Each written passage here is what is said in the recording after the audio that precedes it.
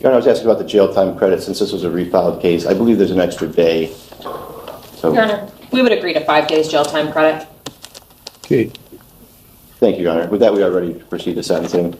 Your Honor, we would ask the court to consider judicial release in this case. We know that there's mandatory prison. In his prior OVI in 2014, he received a 2-year plus the mandatory minimum of 3 months. I was going to ask the court for an 18 to 24 month prison sentence that would encompass that 24 days. Obviously, the license suspension and fine are mandatory. But what I was going to ask the court, given the fact that his history is over such an extended period of time, putting him in prison, he'll do his time, he'll be a model inmate, he responds to rules other than the OVI laws very well. He's very likable. I'm sure that people will like him when he's down there. But it's not going to do him any good. He could get his GED while he's down there. He can take programs. But being in prison, those programs aren't nearly as qualified as, say, an IOP or any other programs that would be something that could immerse himself in here. And that would give the court the opportunity to supervise him, have him do programs, but also make him productive, get back to work, get back to his family under that supervision. But he still has to pay the penalty, which would be incarceration. So I propose that to you. If the court were thinking 2 to 2.5 years, or what the court was thinking, extend the prison time so that he would have more time hanging over his head, but consider giving him judicial release after 12 months or so, whatever the court would deem fit. And that way you could tailor a community control sanction package that would rehabilitate him much more sufficiently, or put in certain rules in place that will help him and protect the public rather than just pause everything. Dennis is a very likable guy. Unfortunately, he put himself in this predicament, and he did finally come clean after everything was said and done. But at this point, I think that him rehabilitating himself is the most important thing in Dennis's mind, so that he doesn't put himself back in this jackpot, because he will be getting out. He's taken steps in his life to ensure that his family, the hardship on them is minimized. But he does have the opportunity when he gets out, so that he will be back at work in another good job, being the yard supervisor for the construction company. And with those things being said, even though recidivism is obviously a problem, just letting him languish in prison doesn't really serve much purpose other than just to pause his interaction with society. Thank you, Your Honor. We had a trial on just 3 charges, right? Yes, Your Honor. It was count 1, the A1A count, and then count 4 was renumbered to count 2, so that should be the refusal count, and count 5 is renumbered to count 3, that's the misdemeanor count. Okay. That's the failure to comply, 6 months or 6 points. Failure to stop. Yes, and it carries a mandatory license suspension also. So 1 and 2 do not merge? Your Honor, we would elect to proceed on count 2. All right. So we're proceeding on counts 2 and 3.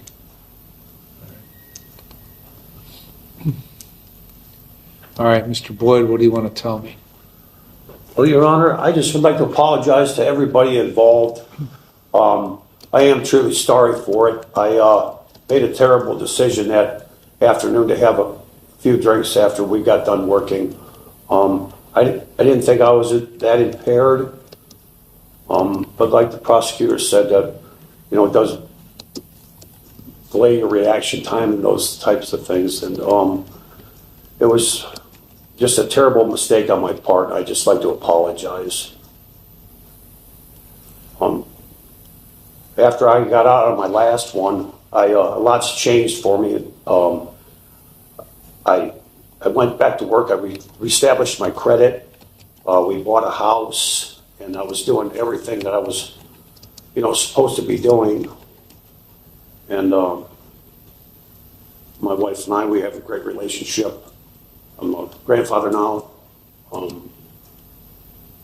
and I just like to have you take that maybe into consideration for the sentencing. The question is, why have you been doing the same thing over and over again for 30 years? Sir, when I was younger, I honestly believe I was just I felt entitled to be able to stop and have some drinks after work with the guys on occasion, and I realized it was a huge mistake. That I stopped doing. I honestly did. I don't hang out in bars or anything like that. I just go home, spend time with my family. I don't very rarely hang out with friends anymore. I just hang out with my family, and that's, I would say, the biggest change for me in the last 10, 12 years. You know, before I was just hanging out with my friends all the time. When I get out of jail, I have a job offering. One of the guys called me that I used to work with and wished me luck in court, and he's offered me a job. He says, when you get out, he says, all we have to do is get you to and from, and you'll have a job when you get out. Don't even worry about work, and so I can get squared away with my fines and restitution and whatnot. Doing what? There's a construction company. They want me to work in the yard, organize things like that, get trucks ready to go in the morning. Just a yard manager, more or less. Make sure there's inventory. Well, when you testified here at trial, you indicated that you hadn't had anything to drink until you got home, and then you killed a half a bottle or so of Jim Beam. Yes, sir. Which was not true, right? I did drink before I got on my bike. Yes, sir. So, with regard to that, you told Ms. Knaus that you were doing some additional stumps, and whoever wanted you to do these additional stumps brought a 12-pack, and you had 3 beers while you were yes, sir. filling those stumps, right? Yes, sir. But you told Ms. Friend, the drug and alcohol evaluator, that you stopped on the way home and drank. No, I didn't. I don't remember telling her, sir. I don't remember saying that. Well, you've got 8 prior OVIs. One's a felony back in 2014. Yes, sir. And a physical control. These OVIs start in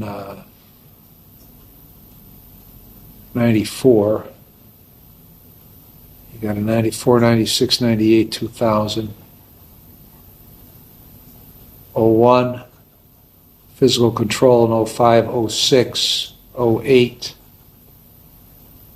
And then you got a 6-year break. You get your felony in 14 in Geauga. And now this thing has occurred in 24, so you have a 10-year break. So why did you have these breaks of 6 and 10 years between OVIs? Well, I had stopped drinking for periods of time. Like I said before, when I started drinking again, I would just go home. I wouldn't. That's all I would do. Well, hopefully you've gotten to the point where you can quit bullshitting yourself that you're okay to drink as long as you're at home or anywhere else, because obviously you didn't do that. Yes, sir. You didn't confine it to that.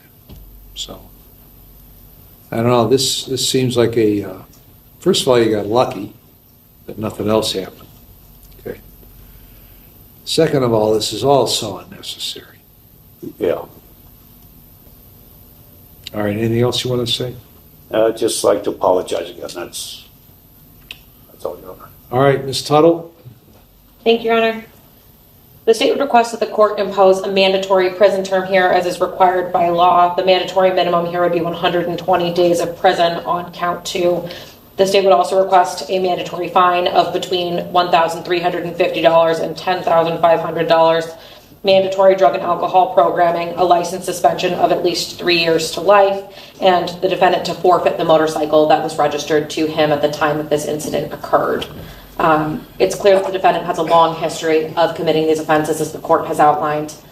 We would additionally ask the court to impose a sentence on the misdemeanor offense concurrent to whatever the sentence is on the felony OVI. Thank you. All right, I've reviewed the pre-sentence report. The drug and alcohol evaluation. I've listened to Mr. Boyd, listened to counsel, considered all the provisions of 29, 29, 11, 12, and 13. And as Ms. Tuttle indicated, this is a mandatory prison case because of the nature of the history here. And so on count 2, I'm going to impose a prison sentence of 54 months with credit for 5 days. Impose a mandatory fine of $1,350. You're to undergo mandatory drug and alcohol treatment. I'm going to suspend your driver's license for 5 years and order the forfeiture of the motor vehicle or the motorcycle. And on count 3, I'm going to impose a jail sentence of 180 days, which by law is concurrent to count 2. Anything further, Ms. Tuttle? No, Your Honor. Mr. Deeb? Do you have to impose a license suspension on the failure to comply? Or not, the leaving the scene? I have no idea. I know it carries a mandatory suspension, that's why I was wondering. I think you have to order it. I believe it's a minimum of 6 months. Okay, 6 months. Nothing further, Your Honor. All right. All rise.